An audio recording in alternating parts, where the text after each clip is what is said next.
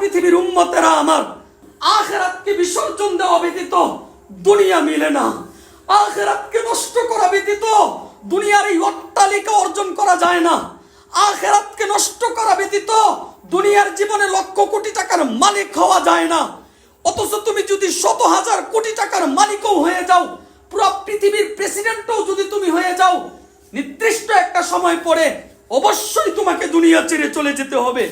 কাজেই যেই দুনিয়া ছেড়ে চলে যাব, যেই দুনিয়া ছেড়ে চলে যেতেই হবে, এই দুনিয়ায় এত ব্যক্তিত্ব কিসের, এত অর্থবিত্ত আর টাকা কিসের, এই দুনিয়ায় এত আরামায়েশ কিসের, এত বুক বিলাসিতা কিসের, যেই আখিরাত আমার চরম থাকার জায়গা, যেই আখিরাত আমার চিরস্থায়ী থাকার জায়গা, ওই আখিরাতের জন্য দুনিয়ার জীবনের এই ক্ষণিকের সময়ে যদি কষ্ট নাই করতে পারি, তবে কেমন বান্দা হইলাম, তবে কেমন মানুষ হইলাম, তবে কেমন নবীর উম্মত হইলাম। কাজেই